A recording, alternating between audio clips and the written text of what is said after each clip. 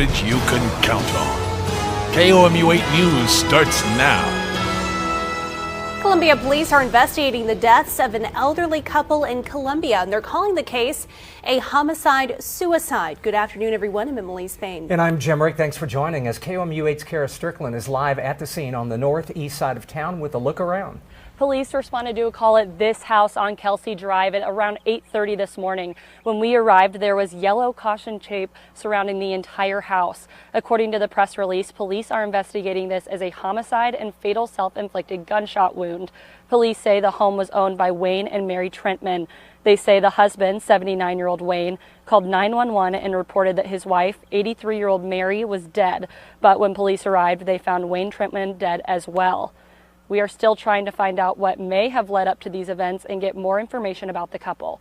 Live in Columbia, Kara Strickland, KOMU 8 News. 3 men are now charged in connection with the death of a Columbia man who went missing near the Lake of the Ozarks a month ago. 41-year-old Aaron Brantley's body was found last Thursday near Brumley in Miller County. KOMU 8's Kasha Carriage is here in the studio with details on how investigators say this happened. Yeah, Jim, I spent all day going through these court documents that detail what investigators say happened on February 8th. Brantley was supposed to meet Chris English at a bowling alley in Kaiser. Now English is accused of killing Brantley, charged with first-degree murder, armed criminal action, and abandonment of a corpse. 2 others, William Lucas and Daniel Cole, are also accused of helping cover up the crimes. I talked to him at 4:07, and I've never talked to him since. And his phone went off after that, and nobody has seen or heard from him. They said he never made it to his destination. We spoke with Becky Brantley about a month ago while she was searching for her husband. And last week, Miller County Sheriff's deputies found his body in a wooded area. He was shot and killed inside William Lucas's home on Blue Ridge Road. These 2 court documents tell us what Aaron's wife thought happened and what investigators say did happen.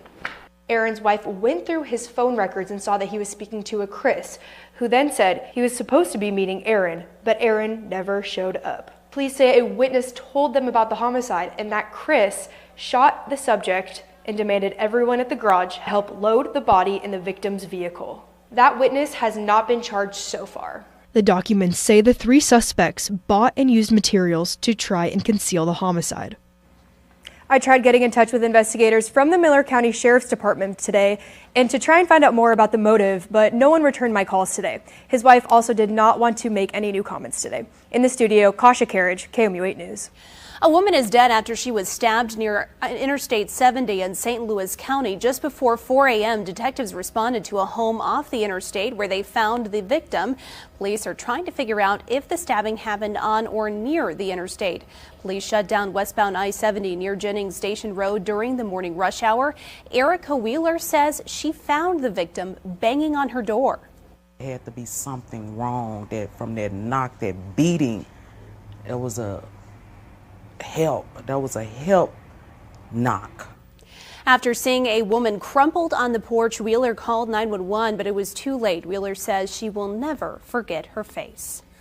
A manhunt is underway for an escaped inmate from Pettis County. Deputies are looking for Travis Lee Davis. He was in jail for several charges, including kidnapping and domestic assault. He is considered to be dangerous and should not be approached. If you have any information on his escape or his whereabouts, call the Pettis County Sheriff's Office.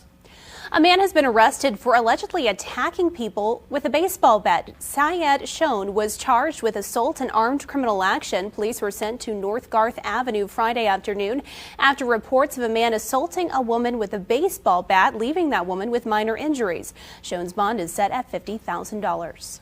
Missouri lawmakers have different ideas on where they believe taxpayer dollars should be spent. This morning, House Democrats talked about where they would like to see the money go for the 2020 fiscal year. KOMU 8's Mercedes McKay joins us here in the studio to tell us what they're demanding. 15 pages worth of House Budget Committee amendments were on the table for the Democrats today. Democrats say their focus is prioritizing working Missourians, public education, and people with disabilities. Democrats came together to talk budget. Today that in the budget markup process, there will be some serious conversations about the morality of where we're spending our dollars. 3 factors on the top of their list are education, working Missourians, and people with disabilities. Representative Deb Lavender says more people are in nursing homes now who could be independent. Governor Greitens cut the community-directed services by $37 million. That cut 8,811 people off from services. Advocates say these cuts are devastating people's lives. Folks are having to make like really hard choices on a day-to-day basis that nobody should have to make. Like, should I get a bath today or should I have somebody help me clean my kitchen?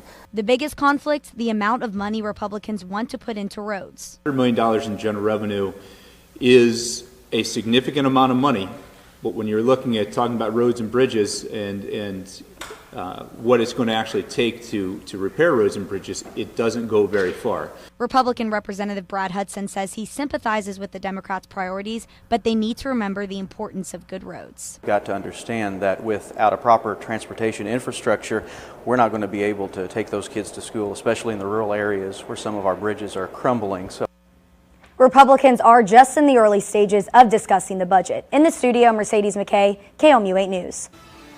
Here's what's happening right now. Arkansas State Senator Stephanie Flowers is apologizing for the language she used during an impassioned speech about guns. In the speech, the senator spoke out on how she was the only person of color in the legislature and the only one who could explain how the state's pending Stand Your Ground law is problematic for people of color.